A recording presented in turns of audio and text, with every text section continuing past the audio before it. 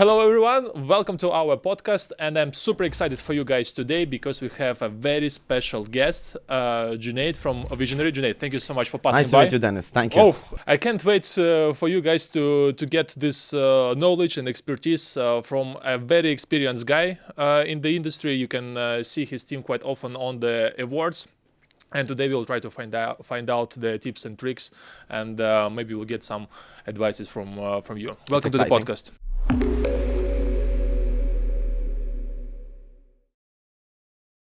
First of all, it would be very good to start from your journey. How did you end up in Dubai, and how did you join the real estate industry? So my beginning in Dubai was through a job. I came from Pakistan with a lot of dreams in my mind.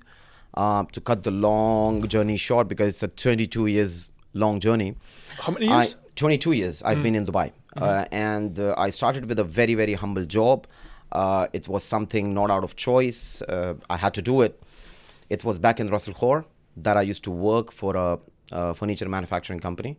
And I worked there for 5 years. So it's the only job that I ever did professionally from 2002 to 2007. But during that time, Dubai was beginning to look like what Dubai we are seeing now.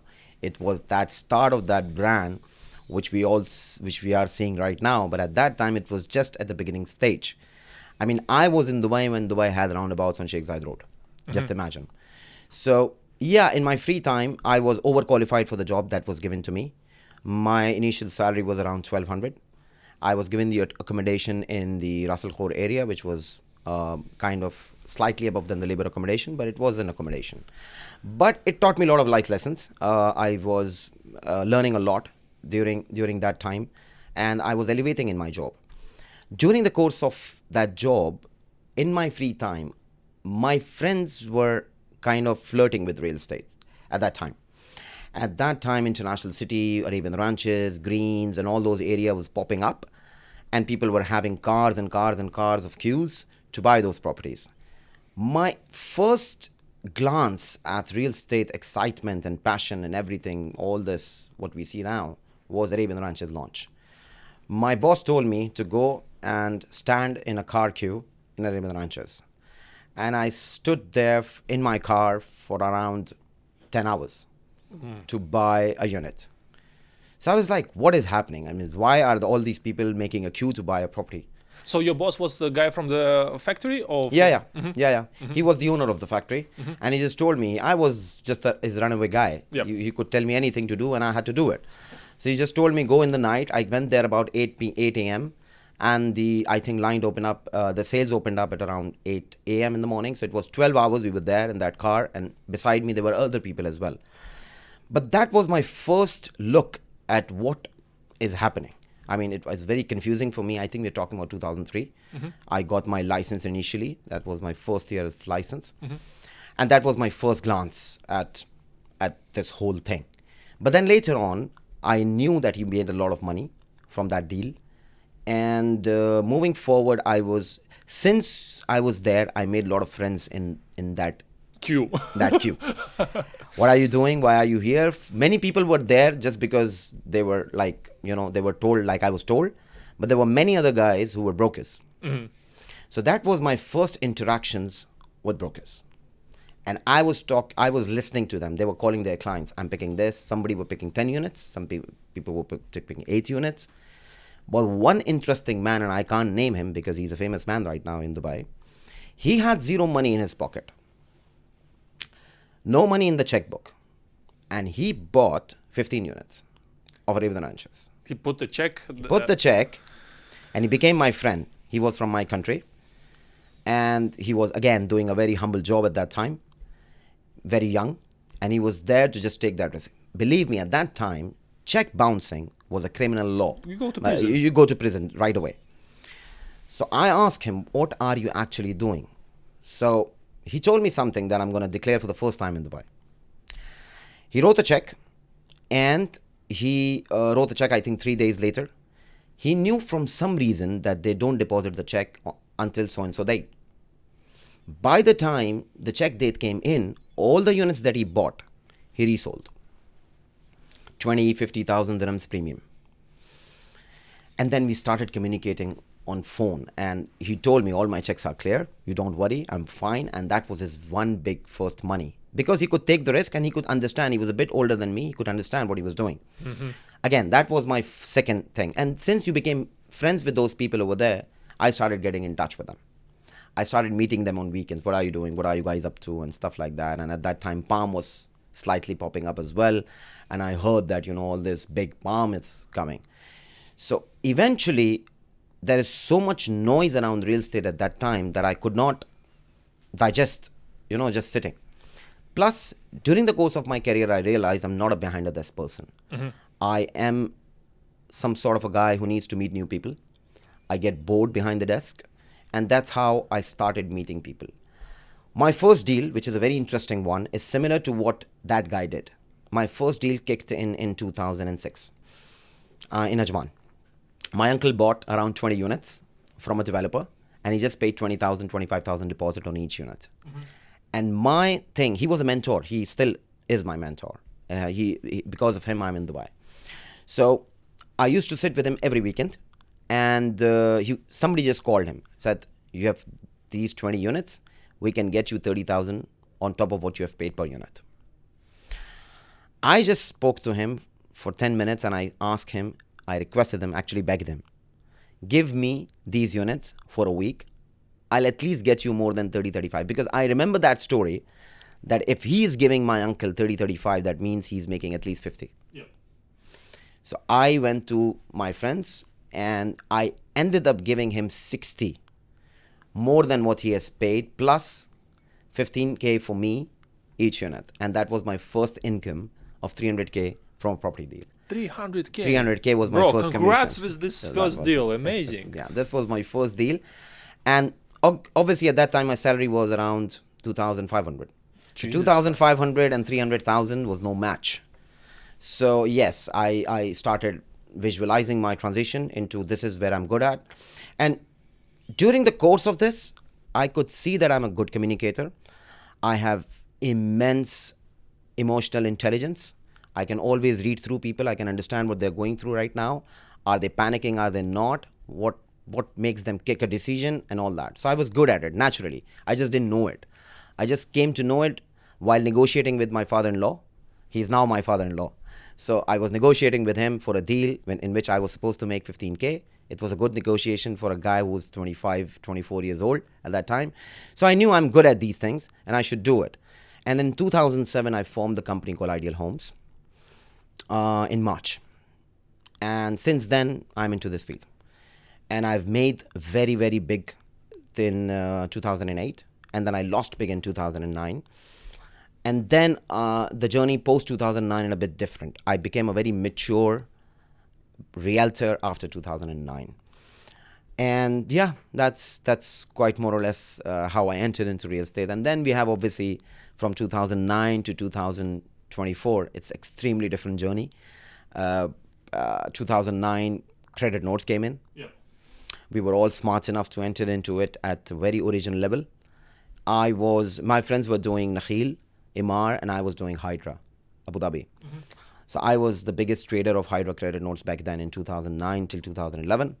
2012, Arab uprising happened. Everyone moved back to Dubai. So I started doing bid with Imar. And that's the first time I became into ranking.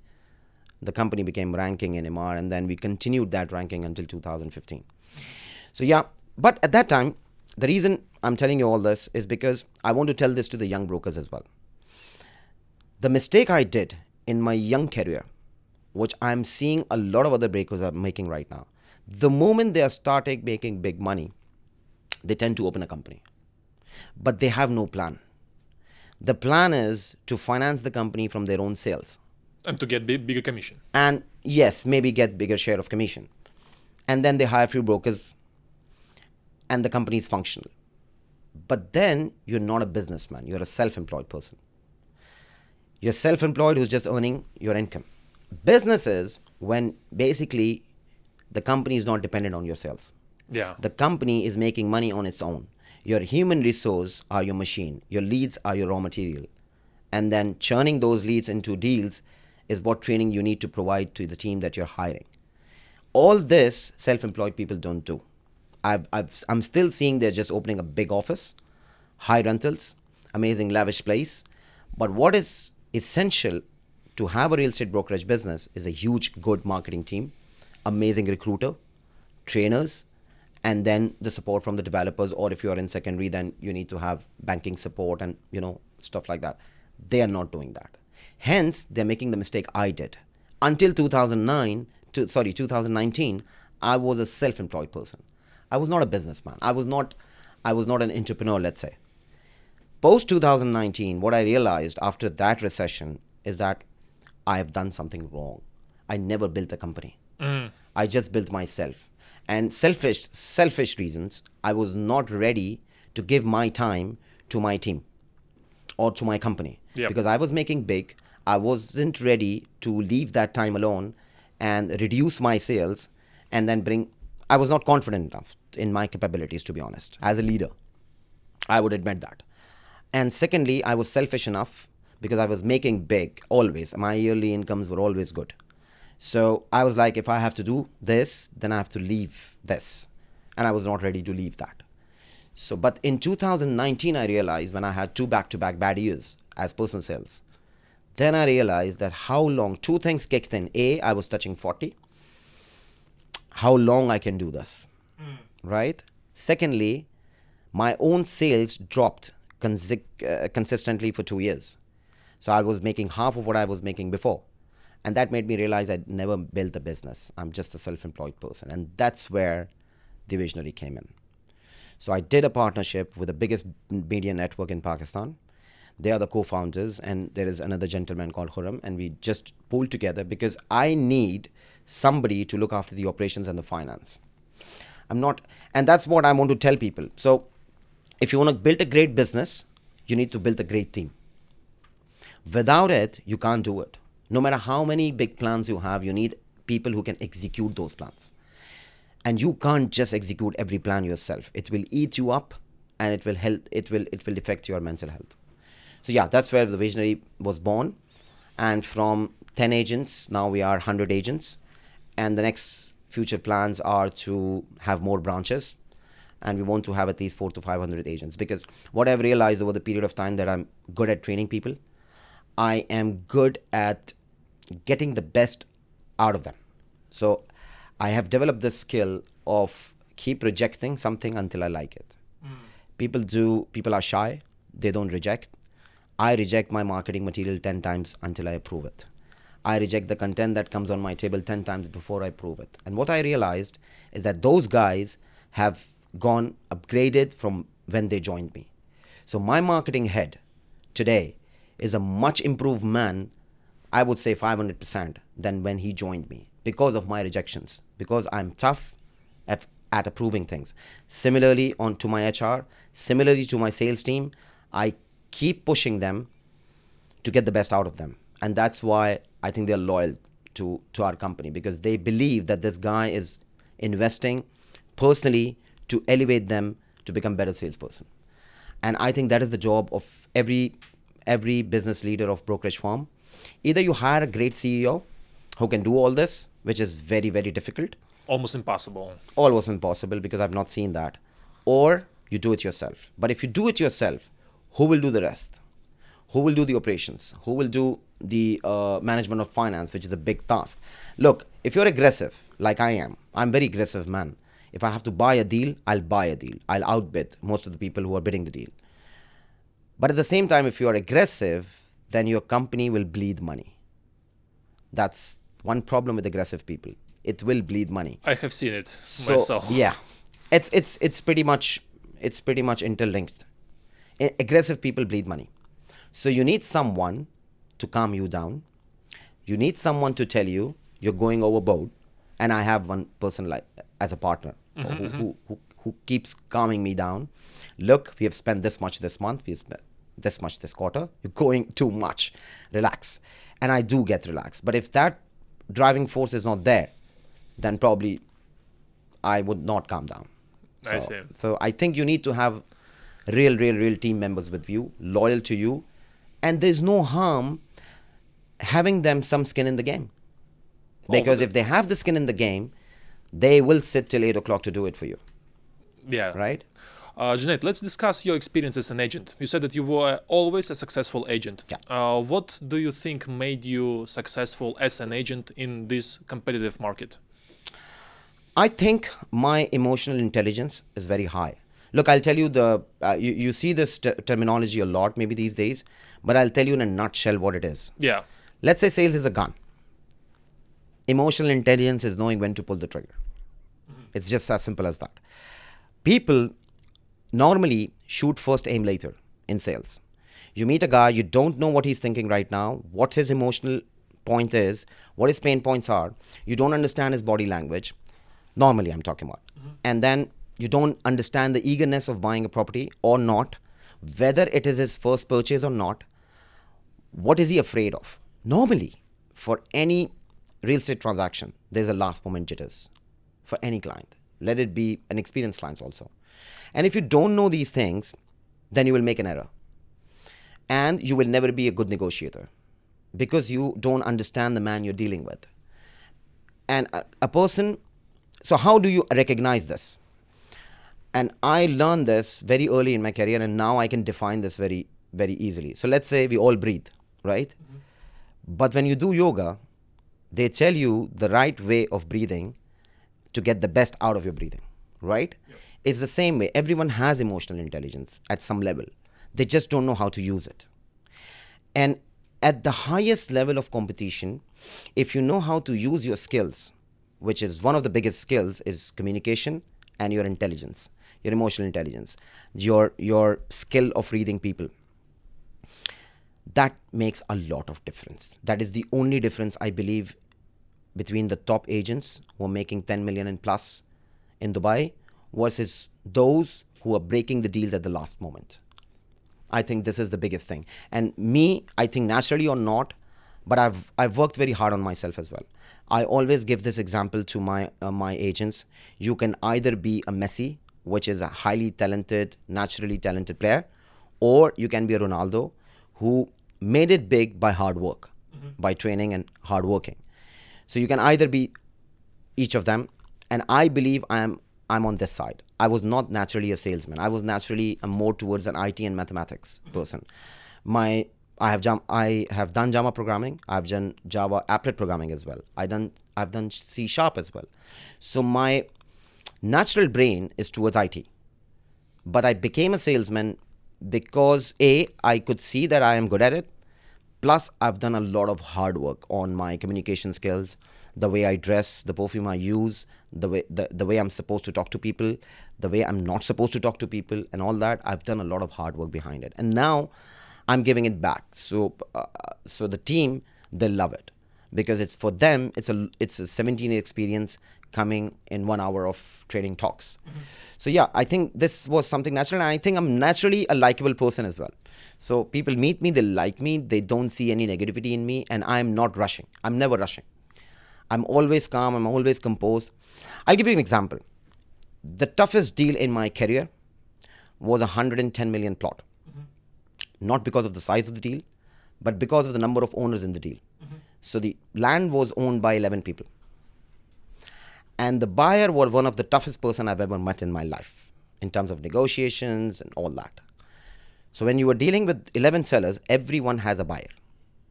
You know, that's the story. Yeah. You deal with one person and the other person says, no, I have a higher deal. And the other person said, no, I have higher than that.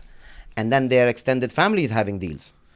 You know? For sure, So combining them together into one position and then dealing with a highly skilled negotiator was the toughest deal of my career. It got cancelled 5 times. It started with 110, MOU signed, but got transferred at 92. So there was renegotiation post MOU.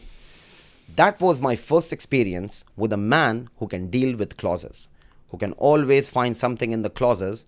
And that's why I now say every agreement is subject to interpretation. No matter what you put in the agreement, somebody will interpret it their own way. And he did that. And I learned it. I learned it that you have to be careful in what you are putting in writing. So he used them, and to his advantage, of course. But again, he could have cancelled the deal altogether. The deal would have gone bad altogether. I ended up making 3.5 million from the deal, but it took me 5 months to actually transfer the deal. And what I remember at that time, I could read whether he wants to actually cancel or he just wants to renegotiate, both sides. Number one. Number two, patience. Because if I panic, because everybody else was panicking all the time. So if I panic, I can never close it. So you have to remain very composed, non-rushy, and very composed and calm at all times. That is the quality of a great agent. No matter what is going on in their mind. Let's just like a tennis player losing a game. A lot of questions are going on, but doesn't show. Just every point is a new point. Every ball is a new ball that you play in cricket. You have to delete the previous ball. You have to delete the previous point you played, because if you keep remembering them, you will not be able to take a sound decision. So I think, yes, these are the skills that you need to acquire over the period of time to become big. You can be an average broker, but to become big, you need to have those skills. So where, like, let's say an agent, a newcomer to the industry, can find an information and study this skill? Obviously, your guys have a privilege. They can speak with you and they can approach you and you're giving them trainings. Maybe you can direct them towards some books or courses that you would advise them to take. That's an interesting one. So I learned from two things, movies and books. Movies and? Books. These are my two tutors because I'm not graduated per se, right? I couldn't finish my graduation. So I had to do an online course to finish it. But then when I entered into the market, initially I felt I am the best. But then when I eventually got in competition with the actual top boys, I thought I'm nobody. And then I went back to how to increase my skills. One of the books that I'm still reading, I think I finished it maybe 20 times, is 7 Habits of Highly Influential People. I recommend that book a lot to a lot of people. Recently, I would say the best book that I've read is Steve Jobs' autobiography by Walter Isaacson. That is one book that has changed me recently. I mean, I used to believe that I've learned a lot, but again, you just keep learning. And that guy was a hyper successful man, a very difficult and complex man, but yet very, very tough to deal with and very successful. So yeah, that is one book. Again, I've read a few more books. 80-20, sorry. 80-20 is a great book to read. It gives you the perspective of what not to do when you're focused. One thing which is difficult to understand beside the emotional intelligence is focus. People say focus a lot, they just don't know what that is. So I will tell you how you can learn from these things if you just watching things from the perspective of learning it. You can learn even from Animal Planet. For instance, cheetah. You know the killing strategy is there's so many gazelles out there, and for 1 hour he's just watching a gazelle, which is the weakest one. And then he runs. And when he's running, there are gazelles on the right and there are gazelles on the left. But he's not even looking, he's not bothered. He's just focused on that one gazelle and he eventually kills it. And that's what the definition of focus is. You keep saying no to the rights and lefts that are in the middle of your game. And you just keep your focus there. So focus comes from understanding what the definition of focus is. People don't understand. I believe me, a lot of people I've come across in my life who say a focus word a lot, but they just don't know what that is. 90% of the time the definition is keep saying yes to the things that are related to you or relevant to you. It's actually not. The real definition is keep saying no. Keep saying no to things that are distracting you from that goal, whatever goal that is. And I was renewed this mentality when I read the book of Steve Jobs. There is only one iPhone. There is only one iPod. There is only one iPad. And there are thousands of other phones, but there is only one iPhone. And that has more than 50% market share. So imagine that guy has done with one machine because he focused on it. He was not focusing on anything else at that time when he was building iPhone. And that's the definition of focus. Yeah, and this thing that for agents in the same time, if it's a secondary, they're trying to even work in different areas with different type of products as well. They're losing a lot of energy here and there. Yeah. Junaid, you've been on the market for so many years, and right now we can see that Dubai, well, it always was a place that attracts a lot of people, but in the past years, way more people start to consider to move here, to buy a property over here. Based on your experience, what do you think changed in the recent years compared to the years before? Why more and more people are moving here? Look, Rolex as a brand was not built in a day. AP as a brand was not built in a day. Rolls Royce was not built in a day. You have to keep building a brand backed up by the services you're offering, or you are saying you're going to present, but you have to back it up. Dubai has backed everything that they have claimed from the day they started promoting their brand. I remember you go 20, 25 years back, people wouldn't know what UAE is. They wouldn't know what United Arab Emirates is, or what Abu Dhabi is, or what Qatar is, for example. But they knew Dubai. They could recognize that, oh, you're from Dubai, wow, this, that. But there were a lot of skepticism. There were a lot of doubts. They were not believing in the story. For instance, they had a lot of doubts about the human rights. They had a lot of doubts about the local laws. They might be favoring the locals more than the expats. Those doubts were there. Why do you need a sponsor? Why do you need 51% partner in the business you are running? And religious harmony, is it there or not? Are they too Sharia compliant or not? That kind of things were there in the mind of expats, or let's say Western buyers, etc., etc. But Dubai kept on doing good work. They kept on investing in their institutions. They kept on investing in their infrastructure, in their foundation, which is important for businesses to come here. They kept on doing that. And as a result, 20 years or 25 years down the line, there is now an acceptance. Now if Dubai is saying that we will do this by 2040, that is our 2040 plan, people are believing it. Now if they say we have a D33 plan, people are believing it. And the real difference is the belief system. Now everyone believes in Dubai story. Now everyone believes you can own your own license. Now everyone believes there is no tax. Before it's just the theory. Now they have tested it. Now people believe that Dubai has human rights. Now people believe that they have the highest safety standard. They have the ease of doing business. There is no red tape, because now they've experienced it. It's just like you bought a Rolex and you experienced it, and now you love it. And now the word of mouth is going out. Now Dennis is saying to people, Rolex is a great watch. I love it. Or Dennis is saying Rolls Royce is a great car. I'm loving the leather. I'm loving this. Now you've experienced it, and now that experience is going out through word of mouth. And then the acceleration point came because of social media. People started knowing, people started seeing what Palm Jumeirah is, or what Burj Al Arab is, or so on and so forth.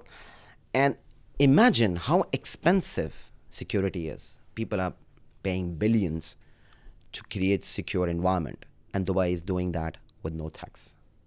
So that is something that tells you something about the man you're dealing with.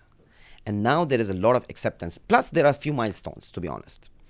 Abraham Accord was one of the milestones, which changed a lot of perception of the Western buyers.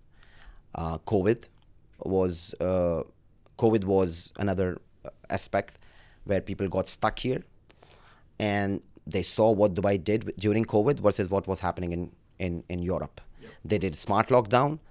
Europe did not have caskets to bury them. Right? They did not have enough medical facility with paying 40% taxes. Yeah. And here, they could manage it. They were paying people's medical bills, those who were on transit visa or visit visas. Then I would say Golden Visa was a big milestone. There was a big milestone in terms of changing the Dubai story. A lot of people have bought Dubai because of the Golden Visa story. And to be honest, if you arrive Dubai as a new person, you have never been to Dubai, and then you arrive at the airport, from the airport itself, you will feel that you have entered into a resort. Dubai is now a resort. As a city, it's a resort. So you come, somebody greets you with smile. You you believe they are just having over people to serve you. There are few people on airport, you see they're just standing. They're just not doing much. They're just there. They're just there to make you feel like a king. They show you around, stuff like that. And then when you go out, from there onwards, you feel that you have entered into a one giant resort where everybody is providing you services at every corner. Go to government, go to bank, go to anywhere. You know, one of a very big developers who he's not building here anything, but he told me that he said I didn't understand why Dubai is so famous and why people keep on coming here. And from his perspective, being a developer, he said like, yes, there is an incredible vision and guys are executing. So he said, Dennis, imagine what will happen if there will be no Palm Jumeirah or Burj Khalifa. Said you will not be able to say that this is Dubai, this is Bahrain, this is Abu Dhabi. All of them will be the same. Yeah. And Dubai managed to build something that big with this big vision and attract lots of people. Besides, a lot of people who are coming over here in like our industry can see a lot of changes as well in the number of agents and new companies are being opened on an hourly basis. Let's put it this way. What do you think about this new wave of newcomers here? Every hyper growth brings their own challenges. Whenever some city is growing, you will have problems. One of the problems of our industry right now is not the number of brokers who are entering, which is fine if there is demand for brokers. But the problem is there is no checks and balances. So anybody can become a broker tomorrow without any background in real estate. No, there are so many unauthorized brokers out there. We all know that. And the entry level is so easy that you just arrive in Dubai, go to a company and you are good at dialing and you become a broker. That's where the problem is. That will spoil Dubai's real estate market. Because what is happening now is that as a landlord, for example, or as a lead, you're receiving call from non-licensed brokers who are not trained enough how to talk to people. They don't know terminologies of Dubai. They don't even know the laws of Dubai. And they're just pitching projects. That's what's spoiling the market, and we need to do something about it. What needs to happen here is that beside the MLS and the RERA and the Dubai Rest, which is now controlling the entire market, there has to be some sort of control on the entry level of brokers. Once we control that, there's no problem how many brokers are entering in. The pie is getting bigger and bigger and it will continue to become bigger. We will have some sort of soft periods in the middle, but in the next 15 years, we will see population growth crossing 5 million, and then we will see touching 10 million as well. So yes, and the housing demand will keep on growing. And with that, you will need a lot of leasing agents and stuff like that. But if you keep entering them without any checks and balances, without having any filter, that's what where kind the of problem filters is. would you implement? Invest. There is a great filter, Invest, which we have here, but I think it needs more tightening. So Invest, you need to go through a long process of licensing to get a real estate license as a broker, and then you can function. Without that, you cannot function. Here, under the radar, you can function. And okay. and that is why, like for example, I would say 40%, 50% of all the agents out there are non-licensed. Yes. And that is where I think the problem is. So if that check and balance is resolved, and we have immense, in Dubai, the IT system is immense, and you can't match it with the world. So they are on very advanced levels. So if they want, they can do that, and I'm sure there is, because RERA, again, brand Dubai, they won't allow anything to spoil brand Dubai, and real estate is one big aspect of brand Dubai. So eventually, I think there will be some crackdown happen, just like we saw a crackdown on cold calling. We will see a crackdown on unlicensed brokers. And I personally think, moving forward, the license of a real estate broker will get tougher. You will not get a RERA card so easily. It will become tougher and tougher and tougher to get a RERA. And that's right. Because look what's happening. Somebody's arriving here. Brokerage is a non-salary business. So they arrive here, and this is my advice for people who wants to actually become brokers. You come here, let's say on visit visa, and you don't have much funds, and you want to join real estate, and you want to make it big. It doesn't work that way. There's no magic wind. If you want to really become a broker, coming from an outside country, come here. You should have at least 6 months of budget of expenses so that your mental health is on a highest level. Sales is a very difficult job. If your mental health is not there, you won't be able to do it. If you have pressure of paying the bill, if you have pressure of blah, blah, blah, blah, blah, you have no conveyance, you have no taxi money, you can't do it. And I have not seen in my career anybody whom I have given stipend or a minimum package and they have done big. I've not seen that. Very few, maybe 1 out of 1,000. Those who burn their ships come here and they want to give 100% to the real estate industry. They have some money to back them up. They have done big. Or people who are doing it as a side hustle. They used to do it. Now you can't do side hustle as real estate. Before you could, because the market was small and all that social media and property monitor and DXB interact, all that was not there. That time it was easy to do a side hustle, but now you can't.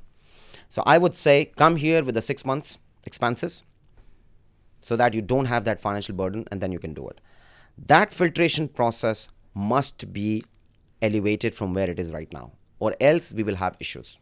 We will have people, we already have cases where brokers ran away with clients' money, where people where we saw frauds in leasings, we saw frauds in subleasings, and because of most of the time those brokers are not licensed brokers. Yeah. So if let's say let's touch that guy again who came here, he wants to join the real estate and he wants to make big over there. How would you advise him to choose a real estate company? Which company where he should go? To the company that's more focused on the off-plan, on the secondary, or maybe there is like big, small company? What would be your advice? I have an interesting theory for it. It depends where is he coming from. So let's say if he's coming from the Western world, then he should join a secondary firm. If he's coming from the Asian or the Eastern world, then he should join an off-plan firm. And the reason is as follows. My reading of this market is that companies like, for example, Allsop or eSpace or Hoss & Hoss and so on and so forth, they're all executed by Britishers or let's say Westerners. And the reason is, it's because in their DNA, from the beginning, since their childhood, they're seeing open houses boats, for sale boats. They're doing viewings with realtors and they take half an hour for a viewing. Sit down, have a cup of coffee, meet around, see the flooring, see the skirting, see the ceiling, glasses, everything. It's in their DNA. And hence, when they come here, I have seen a lot of properties through British agents and Western agents. There is no one better than them. They do so well, yeah.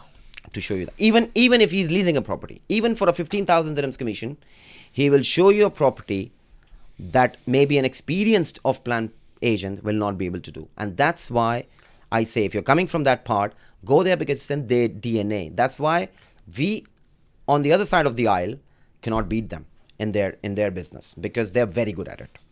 Similarly, in our country, there is no open house. I have never seen an open house in my country. Then, secondly, there's hardly mortgage in my country. How do we buy property there? Bookings. So in our area, a building is getting launched. My father would go pay a deposit, buy a building off plan. Mm-hmm. So our DNA, and same goes for Iran, same goes for the Arab world. They buy off plan traditionally. So it's in their DNA to keep buying off plan properties. And in the Western world, it's in their DNA to keep showing properties to the best of their abilities. And that's why you see a big difference that all the big secondary firms are Western firms and all the big off-plan firms are the Asians or the Eastern firms. And that's why if you're coming from Europe, then you should join a secondary firm. They will get the best out of you. And if you're coming from the Asian world or Eastern world, go to an off-plan firm. They will polish your DNA a bit more. They will polish your skills a bit more and get you and make you into a best off-plan agent. But where do you think agents are doing better, in the off-plan or secondary? Both. It's a myth that off-plan agents make more money. It's actually a myth. Secondary agents are making equal sometimes. They're charging 2% to landlords or the sellers and 2% to the buyer. They're charging 4%. All the big firms, I would say. They're working on 4%. And I would tell you something very surprising today. The profit margins of an average secondary firm, all, let's say you compare top 20 of secondary and top 20 of plan. The profit margins of secondary firms would be ranging between 22 to 28%. And off plan would be ranging between 14 to 19%. Margins, the net margins. Hence, it's a myth that off plan agents are making more money. It's just more cluttered. They, as I say, it's just like more population is in Eastern and Asian world, and that's why you see so many agents in the off-plan sector. But eventually, if you ask me, as a business model, secondary is a bit better business model. For the company owner. For the company owner and for the agents. So if there is more profit for the business owners, there has to be more margin for the secondary agents. Look at the Sotheby's agents, for example. They're making big. Also agents and all this luxury property or so on and so forth. They're making big. Similarly, you don't have too many 10 million plus earning brokers in off plan. Yes, you will find a lot of $500,000 a year making agents. But again, you will find a lot of $500,000 making agents in secondary as well. But as a market segment, secondary is a bigger market. So market pie is very big, especially in last 2 years. So you have more opportunity in making money in off plan versus in secondary. So opportunity wise, yes, off plan, but money making wise, I believe it's the same. Mm-hmm. Interesting. Like secondary in off plan, we have different kind of leads. Some of them are coming like from the portals. There are social media leads, like Google leads. What would be some of your advices how to work with them, how to deal with them, how to nurture them, and obviously how to close them? So the journey is there with every lead. But the big difference is what I tell my agents as well. Let's suppose a lead is coming from a portal. So a guy with an intention to open a portal, search a property he's looking for, search an area he's looking for, search the number of bedrooms he's looking for, and then contacting an agent is a different kind of lead. And then there is this other kind of lead, which is, let's say, social media lead, where you're scrolling in your free time, watching Instagram, and somebody pops up like me, offering you some property. And, by the way, you submit the lead. Let's see, let's find out more. Mm-hmm. So the warmth level of these two leads are very different. This is a very warm lead. This is a very cold lead from the beginning. So the resistance level of this lead is going to be much higher than that lead. Hence, the nurturing process for both of them are different. The stages are the same, but here the initial stages are already done. So you get a bit warm lead, and then you have to basically fit his requirement, which is a bit of a task, but you still do it. Or you offer him something parallel to his requirement if what he's asking is not available. And you keep the reputation. Again, the reputation building and all that is the same. But here, you have to first remove the resistance barrier. Because normally with a social media lead or a Google lead, the resistance barrier is too high. Oh, send me a WhatsApp. Normally, 90% of the leads would say, if your calling is bad, they will say, send me a WhatsApp. Meaning, I'm not interested to talk to you. Mm-hmm. That's the actual meaning of that. Or they would say, okay, thank you. I just inquired, by the way. It is their intention to buy. It's just the agent require more skills to get that information out of them. To build a reputation through a Google lead or a social media or any digital lead is a bit of a difficult task. But once you know the process, like first 3 seconds what you say, the next 30 seconds, because the attention span for this lead is very, very thin. He might give you 30 seconds to pitch something. Normally what people do is pitch a project. You're not supposed to pitch a project. You're supposed to tell them, I am the right broker to be hired. You are supposed to tell him that I am not going to pitch you just directly something. Sales is always indirect happening on the background. Once you're hired as a broker, you will do a sale one day. So what generally is a mistake is that, and there is a difference. So you can divide the off-plan leads also by two. Either you are churning a lead which is 6 months old, or it's a fresh lead. Mm-hmm. Fresh lead, a lot depends on the average response time.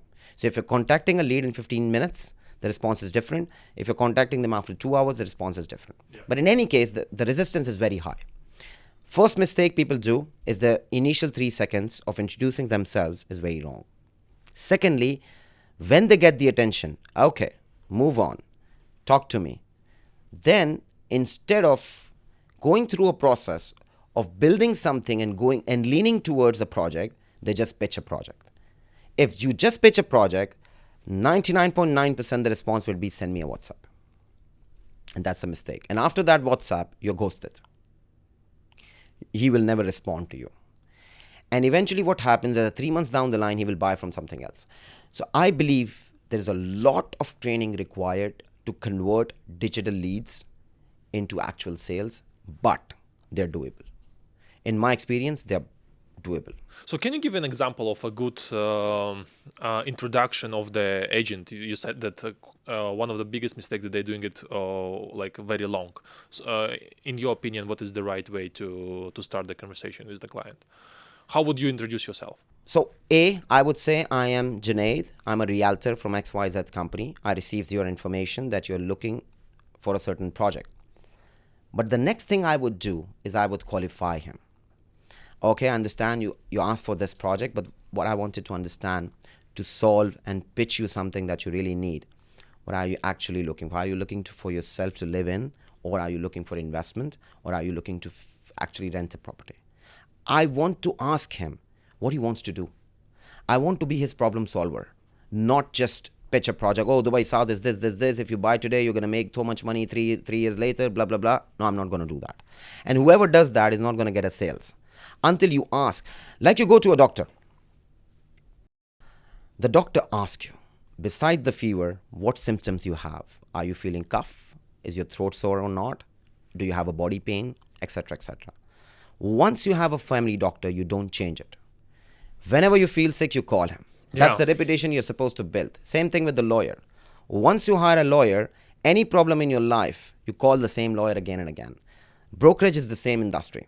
Once you hire a broker, you're not going to change it. I have people who are living in the house which I sold him, and they invite me to their house, and there are plenty of them in Jumeirah Park that I sold, and they're living there. And I have this, that even their son will buy a property, they will buy through me. And it will happen if you don't pitch a project, but qualify a lead.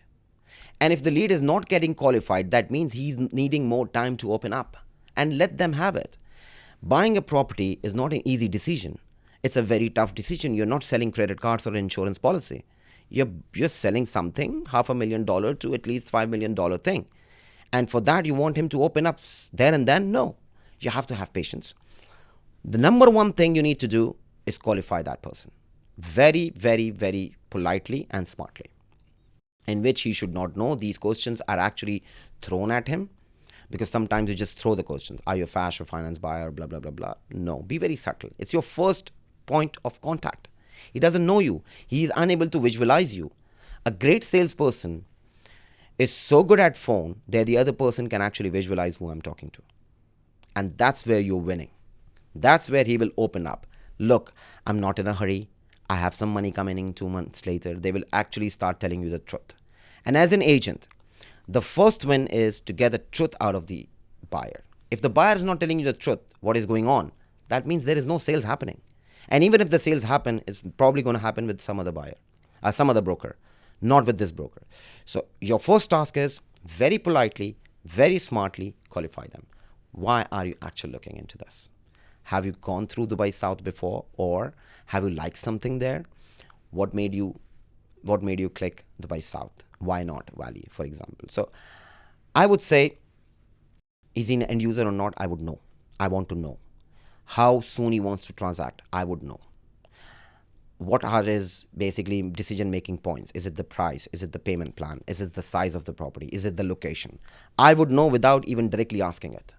And that's what the skill set of an agent you require to sell off plan. Otherwise, you would see, if you open a company today, all the brokers in the weekly meeting will tell you the same thing. The leads are crap. Yeah, they're right? costing us not the leads are not crap. It's their way of talking to the leads that is crap. Once they change that, for instance, a client is ghosting you. After everything is gone fine, 15 days later, he asked for details, you sent him a certain calculation, and now he's not responding to you. What would you do? Would you send him a message to call you? No. People do not know how to follow up. I've seen that in my own office. They are very rigid on their follow-ups, as if like it's a sales follow-up, as if like if you don't buy this property today, tomorrow the world will change. That kind of follow-up, they will always ghost you. Aggressive follow-up. Aggressive follow-up. Or you can do a follow-up like, I understand you might not be ready to buy a property right now. You might take 3 months or 6 months or 1 year. It doesn't matter to me. I'm there whenever you want to do it. I also know buying a property in a rush is a pain. But unfortunately, that is the process we have to go through in Dubai in order to buy something attractive. However, I want to sell you whenever you are comfortable, and it doesn't matter how many details and how many transaction data you want, I'm there to provide you. He will understand that you are not in a rush to sell him something, and he will open up. Again, I said, emotional intelligence is knowing when to pull the trigger. You will know when to push him. But normally, these guys, they push too early. And too hard. Yeah. And too hard. And that's why they ghost them, and they will never get back to them because you're too salesy. Yeah. Junaid, there is one objection that I keep on hearing right now on the market, and it's related to the situation in the region, in the Middle East. What is your view on this and how it might affect Dubai and the real estate market over here? You're talking about the Middle East situation. Yep. Look, I get that a lot from my team members as well. But if you are experienced enough in this region, and if you talk to actually the people who are from the Arab world, they will tell you this region has been a conflict zone since last 40 years. Only the country changes. We have seen Iran revolution. We have seen Lebanese civil war, a very long one. Then we saw Kuwait Gulf War. Then we saw war on terror in 2003 when Iraq was invaded. Then we saw ISIS. Then we saw all this. And then we saw 2012 Arab uprising. And now this. And it will continue for the next 40 years as well. That I can tell you. But to be honest, whenever there has been a chaos in this region, people have come to Dubai. Dubai actually literally crashed in 2009. It was not supposed to get back to its feet at least for 10 years. And that would anybody tell you if you meet them in 2009. I was there. People used to say it's gone, finished, dusted. It's not coming back. You know, one of the greatest reasons why Dubai market recovery got expedited was because of Arab uprising. Syrians, Tunisians, Iraqis, and all that belt, the Levant belt, they all started pouring into Dubai. Because the conflict started, all the previous monarchs were gone, and the new government there was a revolution basically. And people who were not in favor of that revolution, they started coming to only one place, which is Dubai. Hence, I believe that conflict is not going to affect now or in future because it has not affected them in the past. Because one of the policy of UAE is to remain neutral in wars. And that's been the smart strategy that they have because they want to build. You can either be a business-friendly country or you can either be in a conflict zone. You can't have both. And they have chosen to be a business-friendly country. And that's why I don't think all these conflicts are going to affect Dubai market at all. Yeah, I hope so as well. And recently there was like the UAE as a country signed some additional agreements, partnerships with other countries regarding the defense. And we still have to raise this question because we can hear it from the clients. But overall everything looks good over here. I want to ask you a set of last questions. And I really like your point of view where you divide the off-plan and secondary, that somebody's doing great over here, somebody's doing good over here. And I have several questions for you that are based on the requirements of the clients. And I want you to share with me the suggestions which company would be the best fit for such client. Can we do this? Yeah. So according to you, which Dubai real estate agencies are the best for the following categories of buyers? I have several questions. Ready ultra luxury villas for sale. Ready luxury villas for sale, I would say also. Luxury villas for rent. I would say better homes. Off-plan purchase in Emar. I would say on Tristle. Yep. Off-plan purchase in Miraz. That would be us, visionary. Yep. Luxury apartments for rent. Fam properties. Off-plan purchase in a hill. I would say HNS, Luxury penthouse for sale. Sotheby's, Off-plan purchase in Damac. Range, And off-plan purchase in Chama. DRE Homes. Amazing. Junaid, thank you so much for being with us for during this 1 hour. I'm sure we will have several sessions in the future, and there are so many things that I would love to discuss with you as well. Unfortunately, we have limited time.